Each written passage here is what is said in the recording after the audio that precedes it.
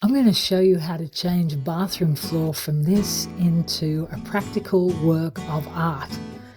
It wasn't easy, but it was well worth it. What I ended up with kind of looked like the ocean. And it's by far the worst job I think I've ever had to do. You can see the underfloor heating. This is the actual wire. This is the webbing that supports the wire. So you can go to town on this part here, and bash the heck out of the concrete here to get it out. But where it's over the actual wire, you have to be really, really careful. Because if you compromise any of that wire, your whole underfloor heating is shot. That's what I have to do.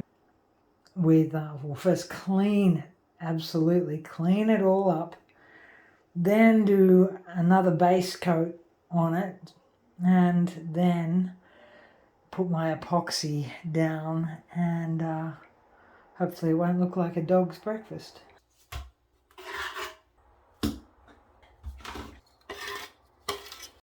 Now the tiles are down, I have to prime and paint them.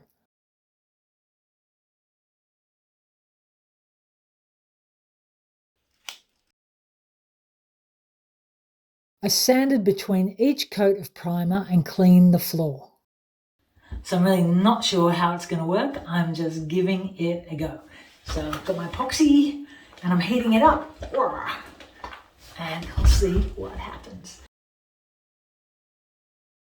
You mix the epoxy 50-50, then add colour to it. This is from Stone Coat Countertop. These are the paints I used, Rust-Oleum and American Decor Metallics. Then you mix that in with your epoxy. This is the Rust-Oleum blue mixed with epoxy. And basically you pour it out, and then it's kind of like finger painting. You just spread it out on each tile and it self-levels.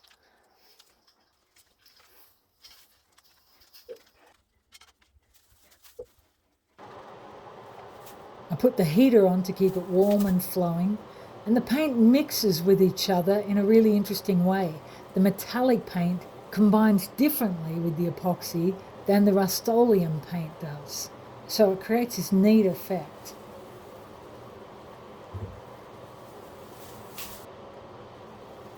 And that's the metallic paint again.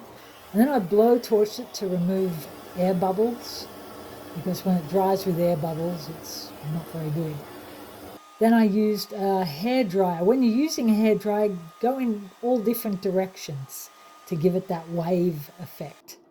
This is it after day 1 of epoxy. And I really only had about 15 minutes of playtime with it, so you have to make fast decisions. Call it, shoot on the breeze. Call it sitting in the sun. Call it. But it ended up looking like the Australian beach, and I realised I missed the beach so much living now in Canada that I was subconsciously recreating the beach. So I just went with it. Who would think, that we could have a day like today? Have a day like today. Or have a day like today. All I say, call it, shoot in the breeze. Call it sitting in the sun. Calling out your name, and I'm calling it out. Yeah, I'm calling it out, just for fun. Yeah, you're the one.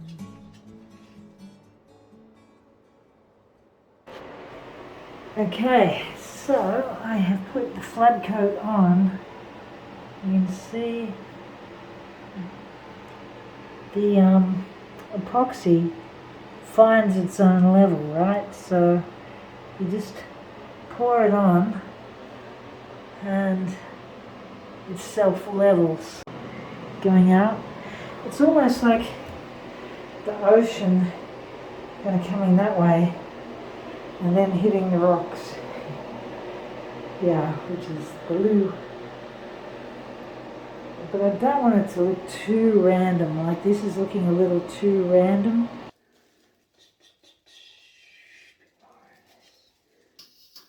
So I'm trying not to make it random. This is where I'm trying to create a headland, the rocks, and the waves hitting the rock. I was getting pretty tired, so I may not have been thinking straight. And then I applied a top coat or a flood coat on it, which is just the epoxy mixed together 50-50 and spread out.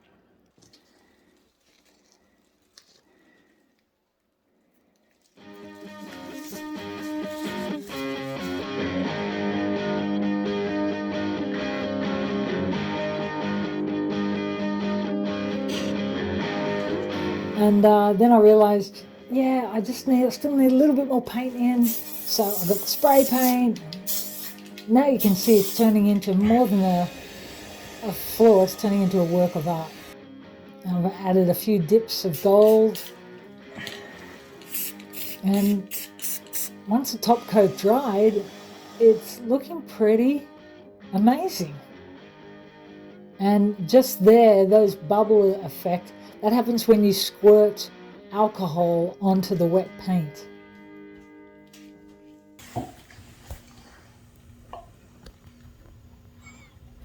Stir it like crazy. And this is just to seal the paint. This one and this one.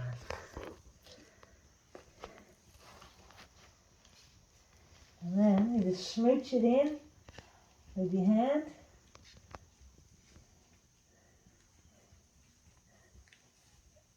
In all the corners.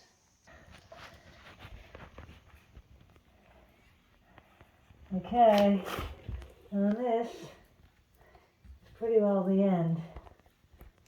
This is 99% alcohol, and what you do is you squirt it and it gets rid of all the bubbles. But you only squirt it when you don't have wet paint. If I squirt this where there's wet paint, so I squirt that with the alcohol and it makes it create amazing patterns. But on the clear coat, you squirt it just to break the bubbles.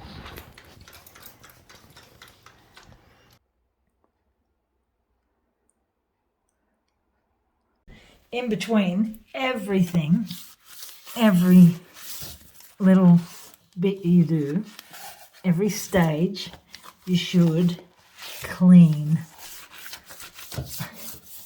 the floor. So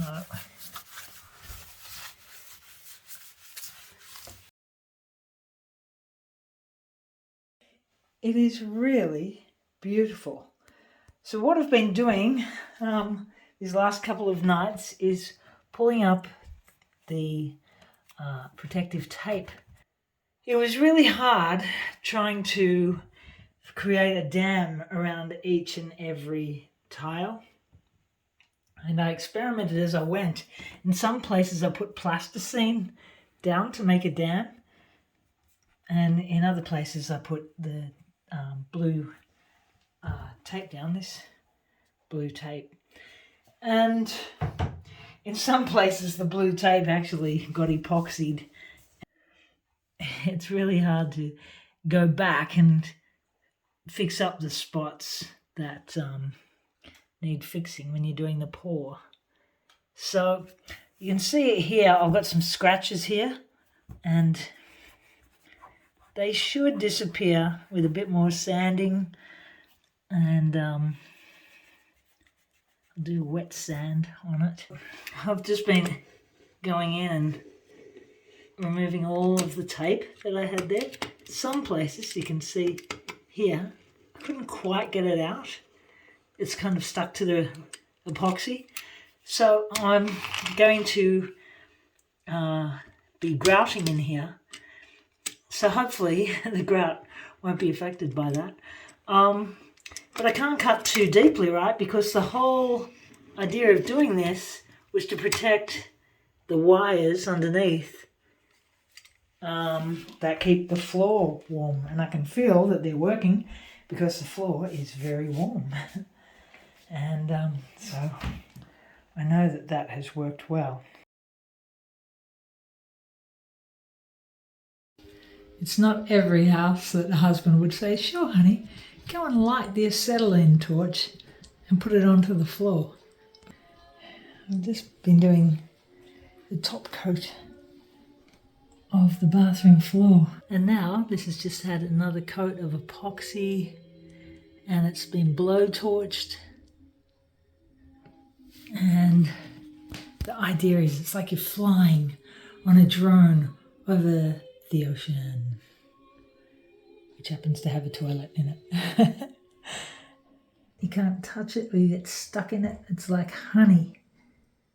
But now with this top coat on, it'll be nice and shiny and hard.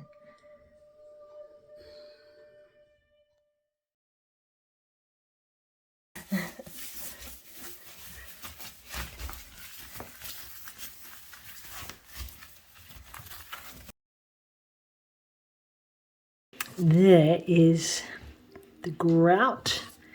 I'm going to add some acrylic paint to the grout.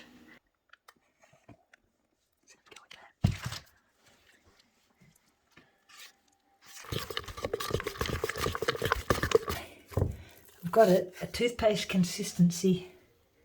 That is, that it doesn't drop off when you hold it there.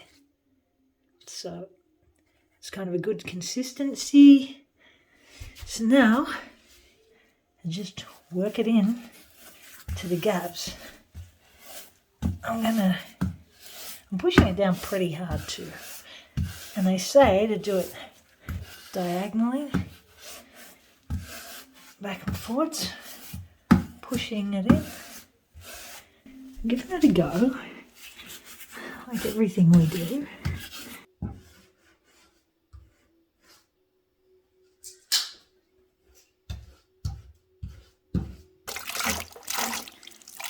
I read somewhere you should change the water frequently.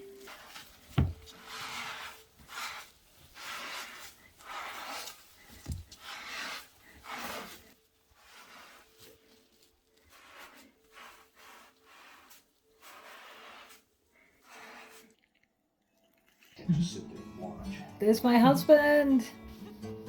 He's coming in for the glory bits to tidy up.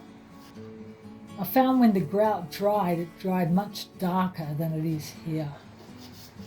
More cleaning, more cleaning. Who would think, oh, that I could ever feel this way? Who would think, There you have it. Much better than just white paint or boring paint. It's actually got some depth to it. It reminds me of Australia. It took a lot of work, but man, oh man, I think it looks really great. And we absolutely love it. And during the winter, to have that colour here is just good for the soul. Thanks for watching. Like and subscribe. And that was a lot of fun. calling out your name, and I'm calling it out. Yeah, I'm calling it out, just for fun.